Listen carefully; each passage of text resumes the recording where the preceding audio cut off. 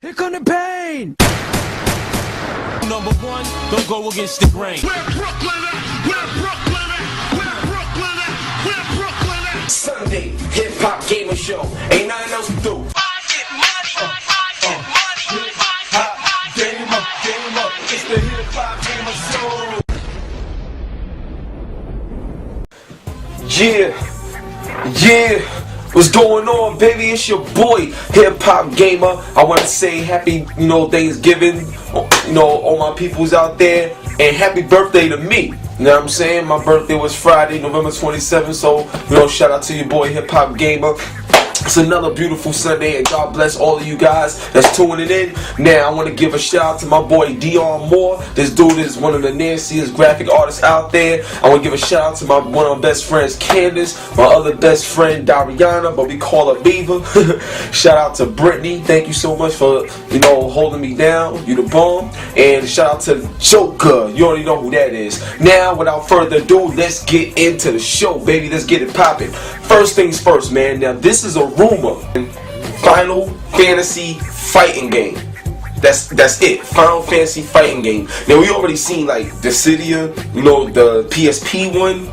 You know what I'm saying? Even though it's exclusive to that, but that was a really good game. That was huge right there. But I'm not talking about that. All right. Now the joint I'm talking about, it's a fighting game. Like based off the whole Final Fantasy world, you know what I'm saying? And what's so cool about it is that the way they merge RPG in the fighting genre, and throughout the game, supposedly you're supposed to be able to level up, get new weapons and everything. So it's a much deeper than what Dissidia is. But the most amazing thing is that it's supposed to be on PS3, and it's supposed to be a PS3 exclusive. Alright, so at the moment, I have to say it's a rumor. I can't go the distance till I find out some more stuff, but talking to a good bit of friends of mine, in the industry, they put me on to this. And the reason how I found out about it is because there was actual concept art for the actual title. And everybody knows when you're, in the process of making a game, you gotta get the concept artwork and figure out what you want to do before you get to the programming and the software and everything. All of this stuff was being broken down. I was like, yo, this joint right here is fire, you know what I'm saying? So, imagine seeing Cloud versus Sephiroth on the PS3, straight fighting engine. Now, to my knowledge, there's no single player campaign, like no big story mode. It's just strictly fighting, Street Fighter Hadouken type, fighting and everything. And you go to the end and you get your story at the ending or whatever. So I know Dissidia had I believe a single player campaign type mode, but everything was done, like me versus you or whatever. So it's supposed to be a great system, and to my knowledge, they actually building off of what they did with Dissidia, because that was like the first time Final Fantasy ever really branched out that type of way. So stay tuned for that. But what I gotta ask you guys, and please leave your comments, if PlayStation 3 is able to get a Final Fantasy fighting game exclusive to their system, and no telling, I can't give no release dates or nothing like that. We know how Square is and stuff like that. But in terms of the actual project, if it actually does come to light and they bring it out and it works, how would that encourage other developers? Because you got White Knight Chronicles out there, and you got other companies that's making a lot of RPGs, you know what I'm saying? You got Star Ocean, you got all this other stuff. Do you think that the success of a Final Fantasy fighting game will make other RPG developers move into that same realm? Because there's a ton of people out there that enjoy the Final Fantasy type of characters, but can't get into their games because they don't really like the turn-based type of format. And some of them don't even like the new combat type of system. But if you have a just straight 1 versus 1 fighting game, or 2 versus 1, however they decide to do it, we may have our own personal Dead Fantasy type of game. And if whoever's not up on Dead Fantasy, get up on that joint, because it's fire. Now the next thing I want to talk about is this.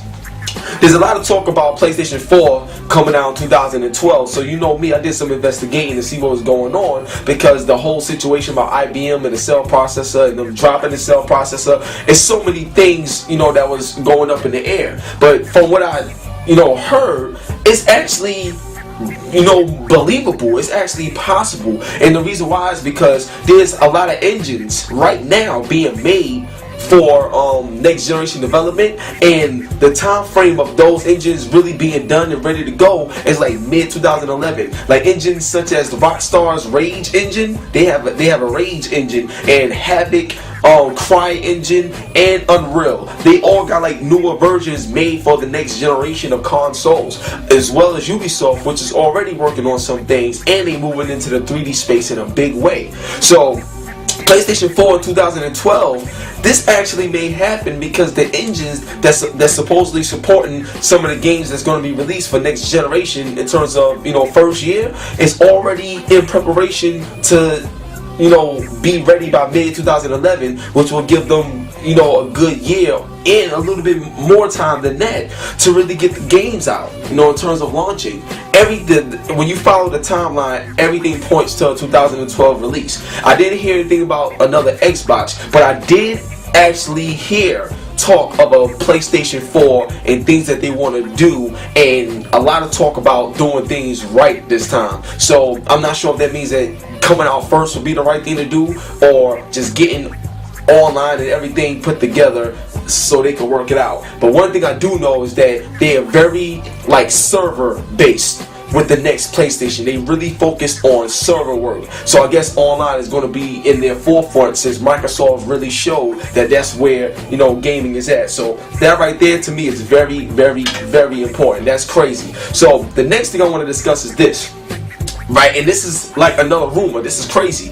But Microsoft may actually license out the Xbox 360 motherboard, software, and everything to set-top boxes. So if you buy, like, you know, other things, I can't really explain exactly what set-top boxes it will be. I'm not sure if it's cable boxes, direct TV boxes, or whatever it is. But you know how you could just buy a standard DVD player or Blu-ray player or any type of machine like that?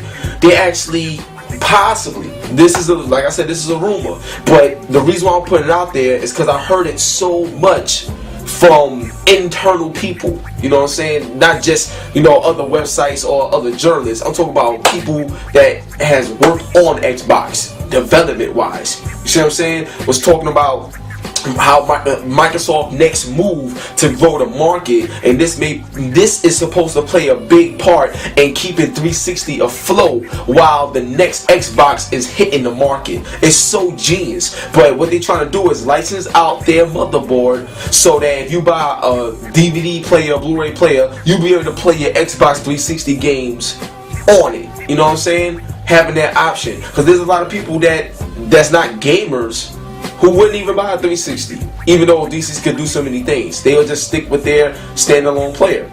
But if you can still have the option to play 360 on those standalone players, hey, that's more money in terms of video game sales. Even though it's not directly hardware sales, Microsoft still get a piece of that.